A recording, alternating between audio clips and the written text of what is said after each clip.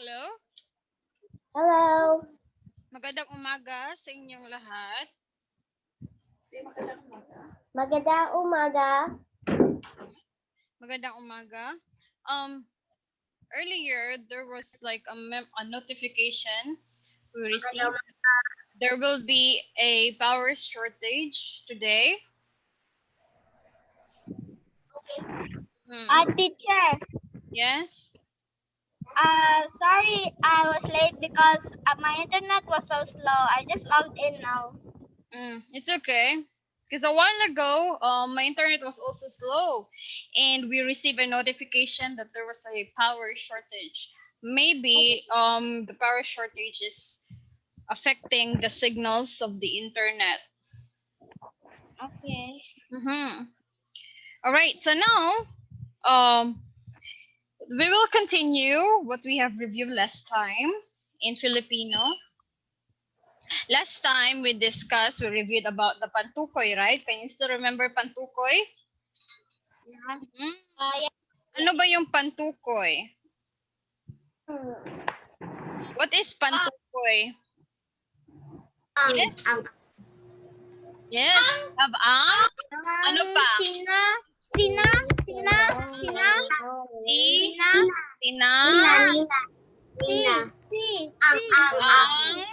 Ang mga.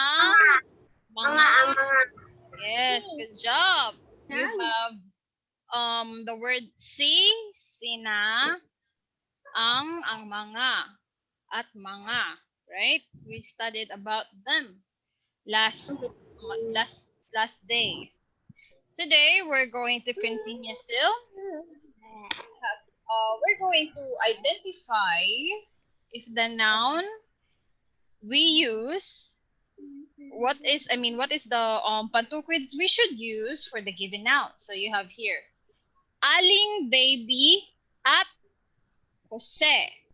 So what is the appropriate pantukoy in number 3? Aling baby at Jose. What is the appropriate? Sina. Can you say ang mga? Sina. Yes, the correct Si answer. Aling baby at Sina. Aling baby at Jose.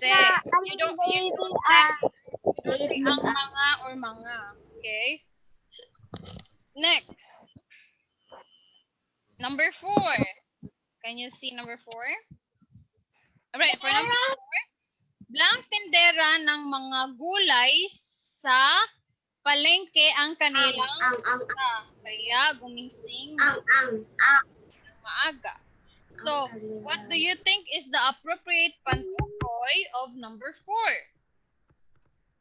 4? Blank tindera ng mga gulay sa palengke ang kanilang punta kaya gumigising ng maaga. Because of the tendera, no name. Exactly. The correct answer is ang tindera ng mga gulay. Okay. Next, number 5. Blank baby binibining. Blank binibining Santiago.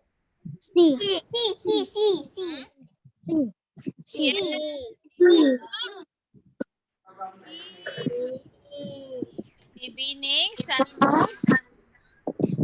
Why we use C? Because it's binibini.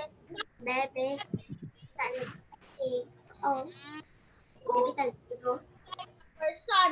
The binibini is not two. So the binibini is not like two persons. Binibini is just addressing one person. Okay. Binibini in English is Yes. Miss Santaygo. Like that. That's in English. In the song, you even have it in the song. Ikaw ang binibini.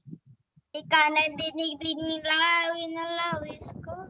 Binibini Okay, let's stop singing now because it will rain later. Right? So let's continue now. I actually, who sing that? It was that Sean. Was that Sean? Yeah, it's me. It's me. Oh, I Okay, thought it was next. somebody else instead of you, Sean. Next, number 6. Blank guro sabay Guro sa bate. sa mga bata. Masipag din siyang Okay, so, ano ang pantukoy na dapat gamitin sa number 6? Okay.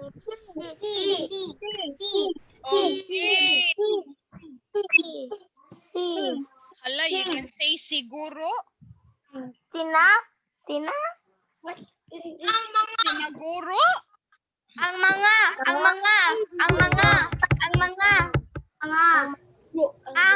Oy. Can you say ang mga? You have the word siya. You have the clue. Ang mga. Okay, the correct Ang word mga. is ang. Why ang? Why ang? Because it's not specific. Okay, so you have here ang guro. Ang guro. Why we use ang? Because we have the clue siya. It means it's only one. So it's only one person. Okay, only one person. It's only a person. Next. Number 7. Blank de la Cruz at Dr. Medalia. Sina. Blank de la Cruz at Dr. Medalia. Yes, the correct answer is Dr. Cruz at Dr. Medalia. Dr. Cruz at Dr. Medalia. Next, number 8.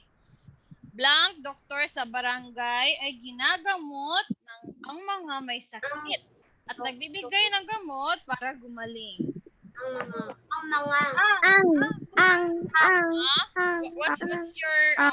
What's your clue? What's your clue? Yes, so the correct answer is ang.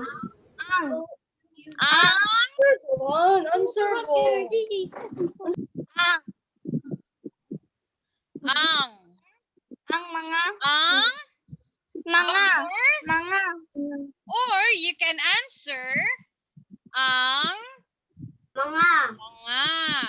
Okay? But you have the word ang mga may sakit. Okay? So, the correct answer could be ang or ang mga. Ang or ang mga. Okay, next. Number 9. Mang openg. Mang openg. Si. Si Mang openg. Not si na, but si. Si Mang openg because Mang openg is one. Mang means manong. Okay, Mang means manong openg. Okay. Next. Number 10. Ang karpentero gamit ay lagari at martilyo sa pagtayo ng ating tirahan. Ang, you can answer ang mga. Yes.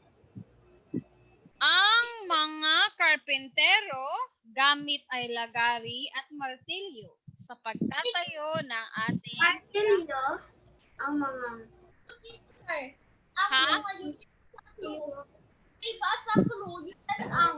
Ha? You gave us a clue, that's why it's ang mga. You said ang carpentero, but it's ang mga. You give us a clue. Okay, so what do you mean by lagari and martilyo? Is lagari and martilyo? Ha? What is lagari and martilyo in English? Teacher,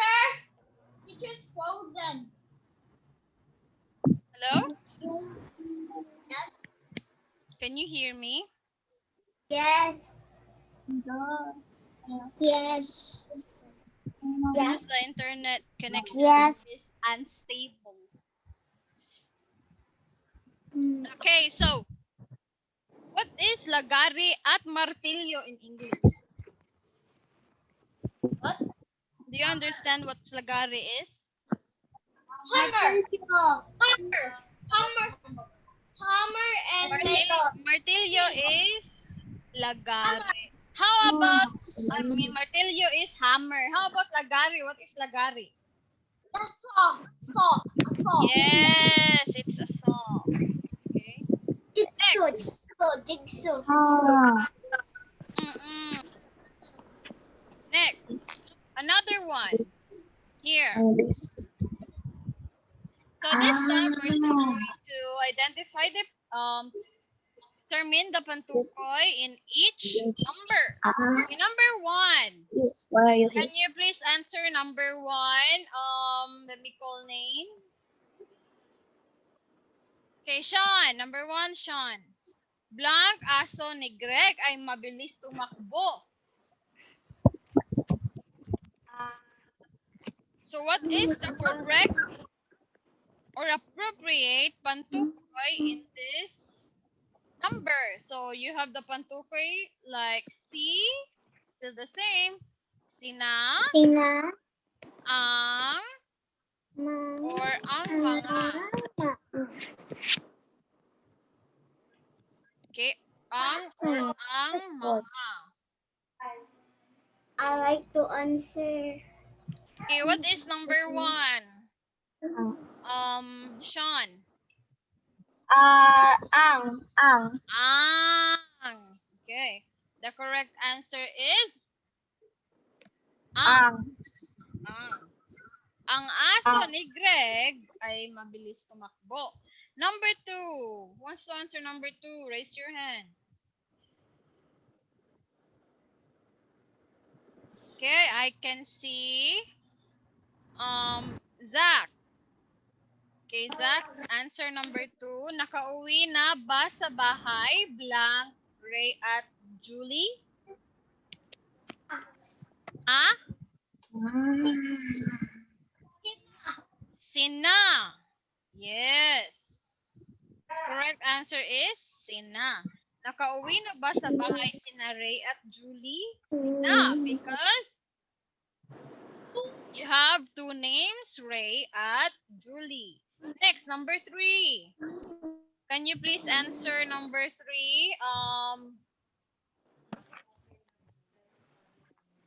Eliza. I knew it because Eliza raised her hand. Okay, Eliza. Blank Sierra Madre ay isang bulubundukin sa Luzon. Okay, good job. Ang Sierra Madre ay isang bulubundukin sa Luzon. So you have the word ang. Number 4. Number 4. Who wants to answer number 4? Me. Already because I Another answered. hand. See, I need another hand. Okay, Pyron. Let's have Pyron. Blank, Finn at Jake ay nakatira sa Land of Oz. Sina. Sina. Good job. Correct answer is Sina. Teacher, Aaron said Tina. Aaron said Tina. At Sinda, he said Tina. It's okay. You guys have the same answer and that answer is correct. It means it's common to think the same thing. Okay, next. Number 5.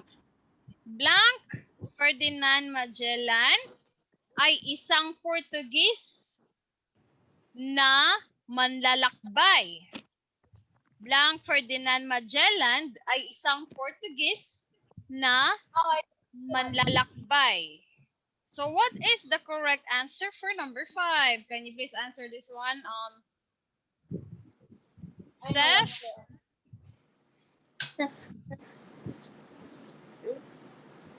Okay, Steph, what is your answer?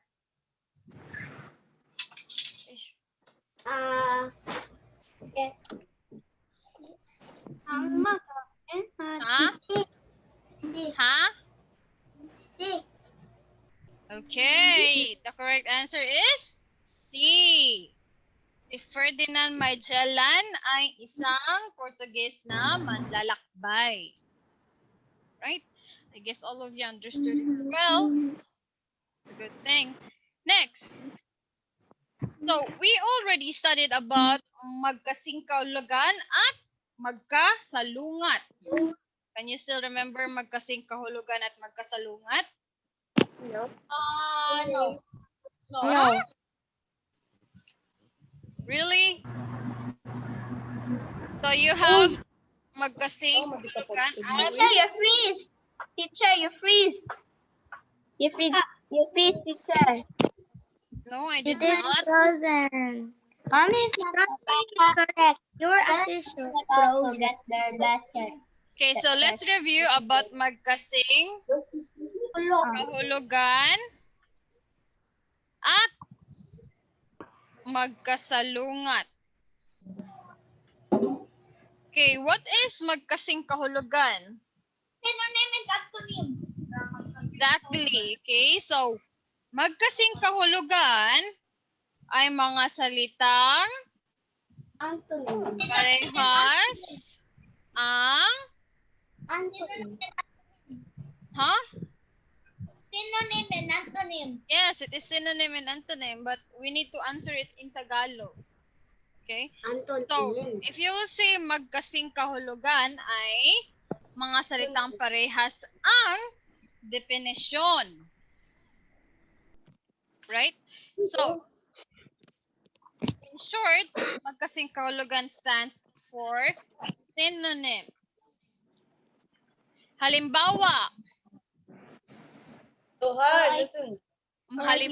you have mataas, Magkasing kahulugan. matangkad.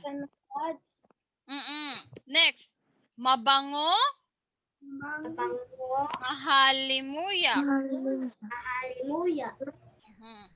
What else? Another example.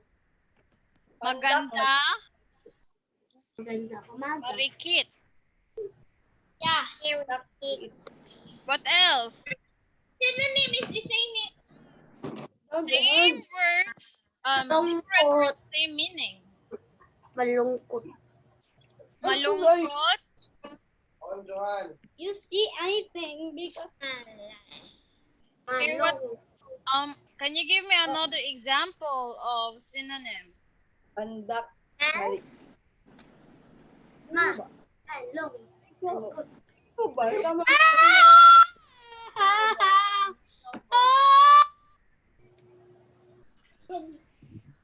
Oh my gosh, it was so loud. That was unbearable. That was, I know who was that. Johan. Okay, let's continue. So What what happened to Johan? else? Another example. People names. I'm gonna start calling names now. Okay, Eliza.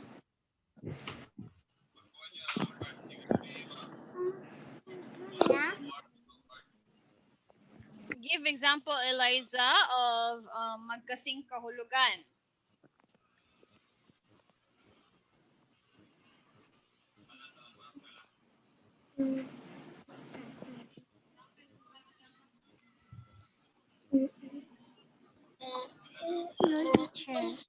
Huh? I don't know.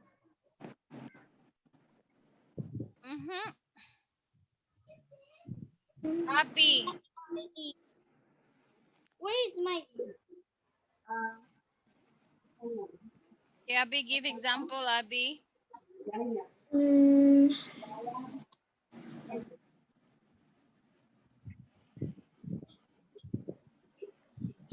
Malungkot.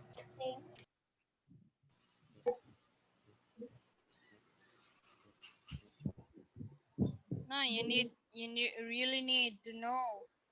teacher? Mama hit me up. Huh?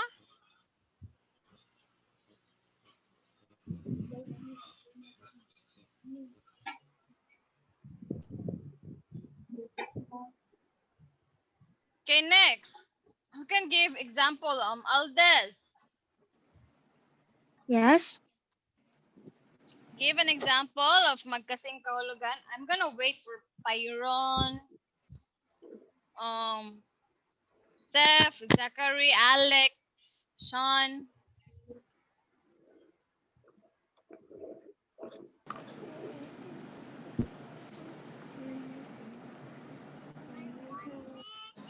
Wapo, tawil. Paliguan. Hindi, malakas. Yes? Maika? Malinis, maungwalas. Maaliwanas. Mabango, mabaho. Okay, malinis. Maaliwalas. What else? Another one. The rest. Sean, Alex, Aldez, Anthony, Pyron, Seth, You're freezing, Andre. teacher.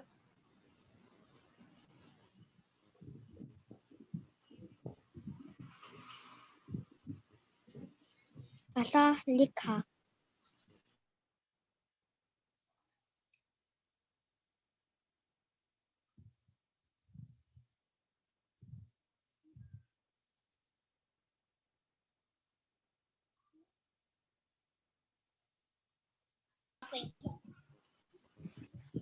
Teacher.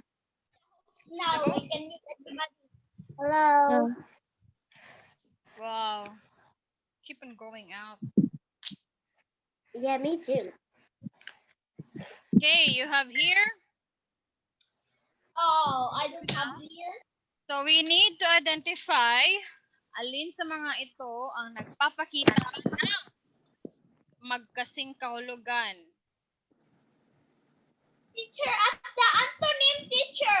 Can we answer magkasing hulugan and Maliit munti.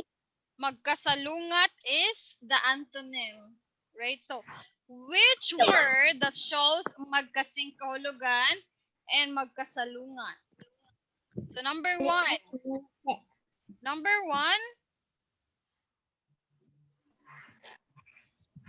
What word that shows magkasing kahulugan? Synonym. magkasing maliit? That means small. Maliit.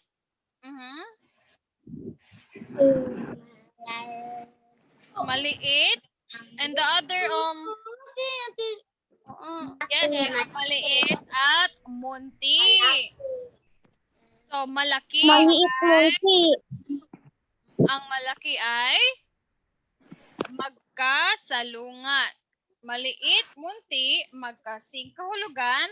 Malaki ay magkasalungat. Next, number 2. Mali, tama, wasto.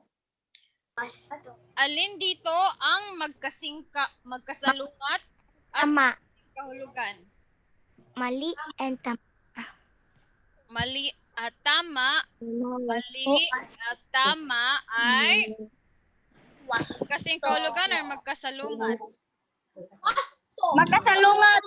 Magkasalungat. Mali. Wasto. Magkasalungat. So, therefore, tama at wasto ay magkasing Makahulugan. Magkasing kahulugan. Next. Sobra, labis, kulang.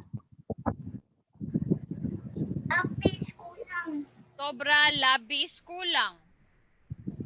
Makahulugan. Alin dito ang magkasing Sobrang kahulugan? labis. Alin Sobrang labis. kahulugan? Sobra. Sobra. Okay. Sobra. Sobra. Labis. Okay, you have sobra Labis.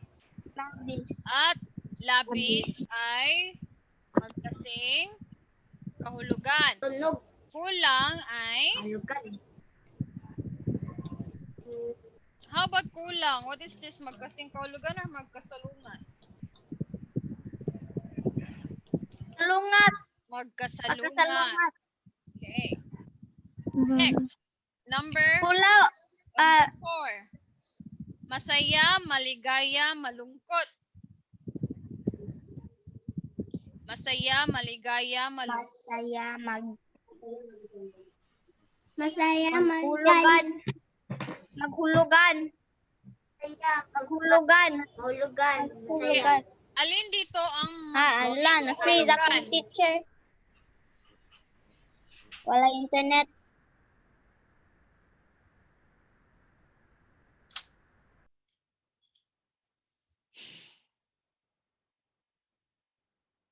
Hello? Teacher na naadmi.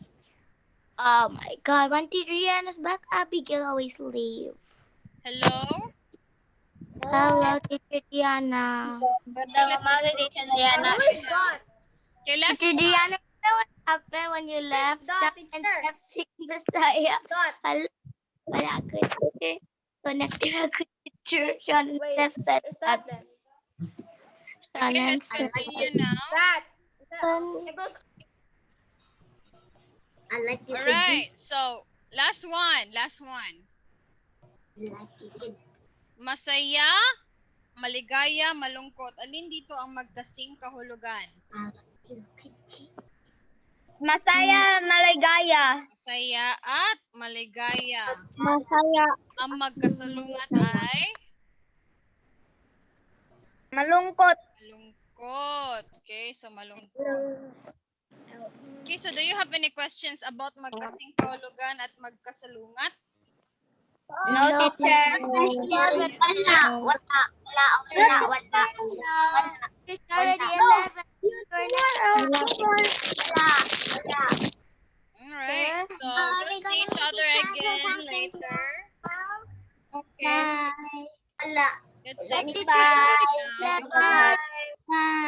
We will see each other again at 11:30. Okay, Bye. I like good tea. I like good tea.